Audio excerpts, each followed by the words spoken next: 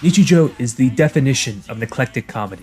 A grab bags of jokes, moments, slapstick, puns, situational exaggeration, a four-panel comic strip played thousands of times over. An eccentric plethora of characters vying for their spot in the light. A joke could last a second before moving on to the next best thing, or spend 10 minutes with an elaborate fantasy setting with drastic stakes and superpowered weapons used for only one single stupid gag. Every animation, every delivery, every scene is crafted with dedication to comedy that is borderline unnatural. Now, just because I said all that and Nichijou is incredibly committed to the bit at all times, it doesn't mean it's for everyone. It's an acquired taste, I'll be the first to admit that. Puns fly over my head, some things feel as if they should get a laugh out of me with how they're delivered, but they don't.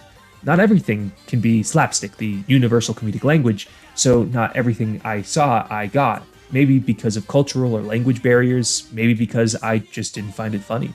But the effort in the voice actors, the animation, the writers pushes each joke to its maximum potential every time, even if I don't appreciate it every time. These artists truly bring their characters to life with unique, highly flexible styles and iconic square feet that make everything pop, and the voice actors nail every delivery with as much hectic energy as possible. The main body of Nichijou, while a little more tame on the whole than their absolutely amazing and insane openings, is off the walls a good quarter of the time, such as when Mio, one of the main characters we follow, knocks a police officer, her best friend, a magician, and a goat all unconscious with incredibly well-drawn strikes and grappling moves, by the way, for being so unlucky as to witness her self-drawn spicy manga. All the while, she's in a half-embarrassed, half-enraged state that's just really fun to look at. Or when the principal is nearly killed by a deer until it's revealed he's wearing body armor and then pile drives said deer into the ground. Or how when a girl gets bit by a dog after promising the dog doesn't bite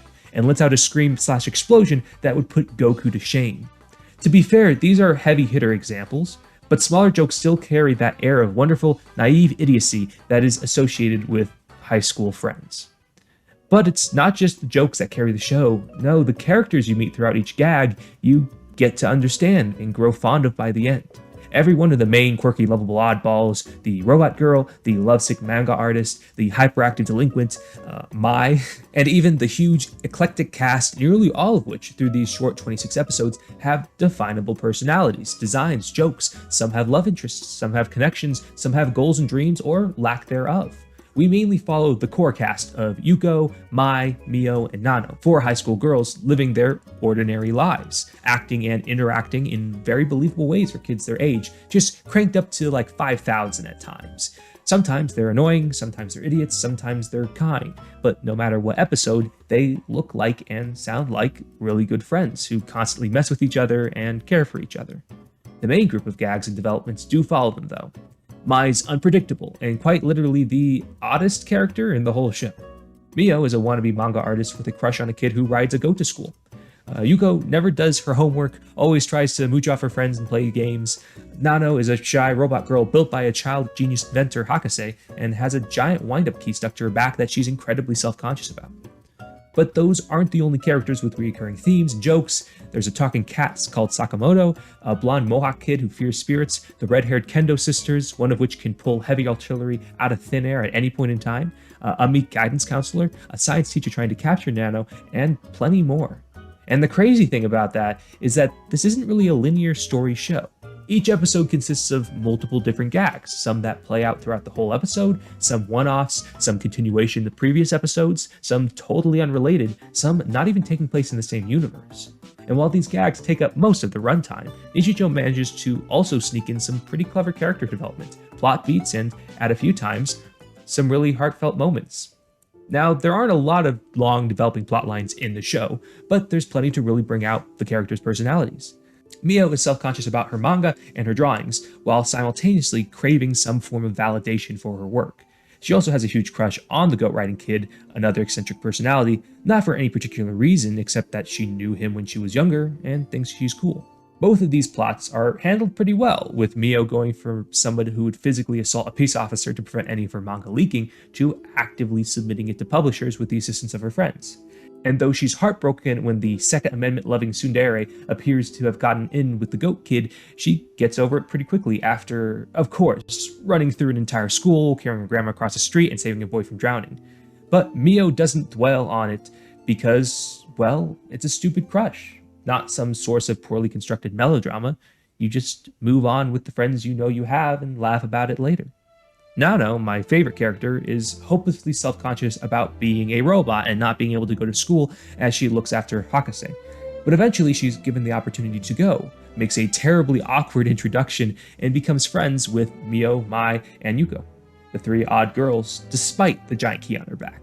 And it's really sweet when Nano, traditionally playing the straight man of the group despite being a year-old robot built by a child, is comforted by Yuko, the delinquent and probably dumbest of the group.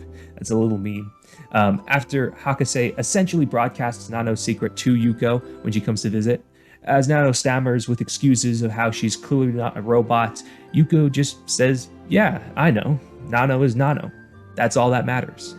And where that would mostly fall flat for me under nearly any other circumstance, the fact that Nano's basic running joke for the entire series up to this point is that she's uncomfortable with being a robot, and Yuko's running joke is that she's blunt, impulsive, and a bit of a clown who normally wouldn't go out of her way to do something so nice for someone, makes this feel like true growth for Nano and a real insight into Yuko's more positive personality traits. And this growth is played to the end, where Nano no longer feels self-conscious around her friends and is able to enjoy what I think is her first real birthday party with them.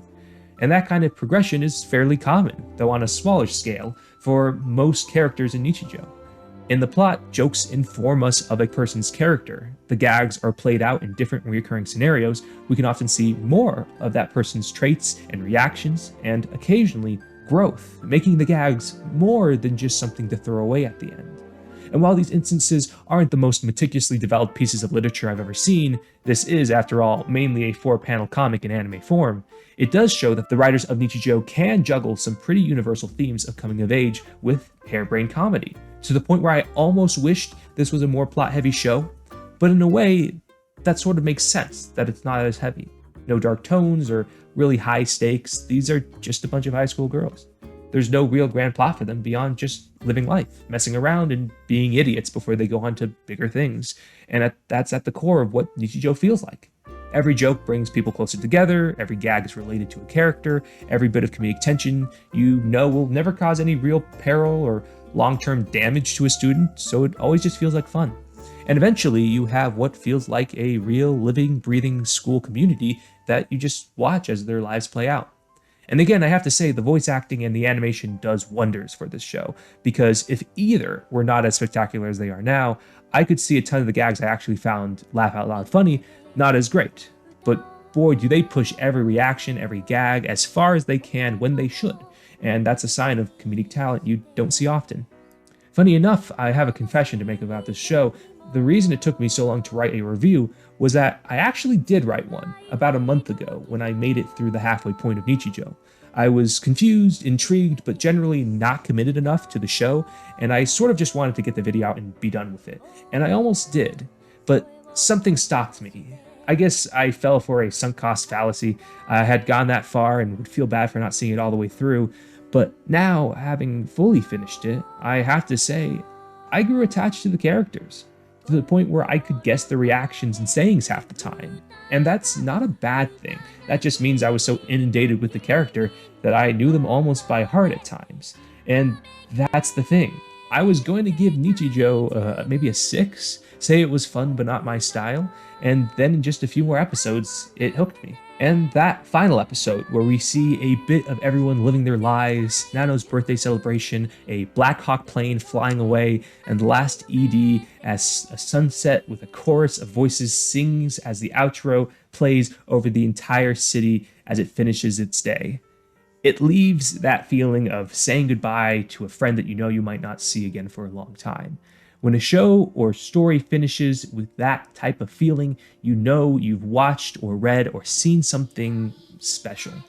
And it's sad to say that the show didn't do too well financially.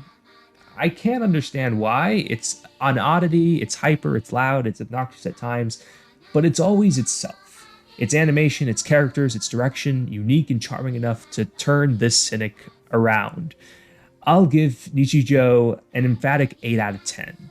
With an asterisk for not being everyone's cup of tea, but I think you'd really be missing out if you didn't give it a chance. Well, thank you so much for watching. This was a long time coming for this review. I've been wanting to watch Nichijou for probably several years, but I never got the chance until it came onto Crunchyroll. Out of everything, I am truly surprised how by the end I actually did think I liked it. When about halfway I wasn't sure. But yeah, if you like my review, if you had a similar experience with Nichijou, if you have any other shows you could recommend that are something like this, please let me know in the comments.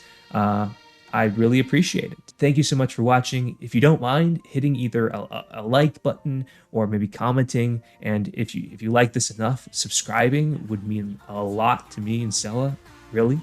But regardless, just making it to the end of the video means a lot to us too.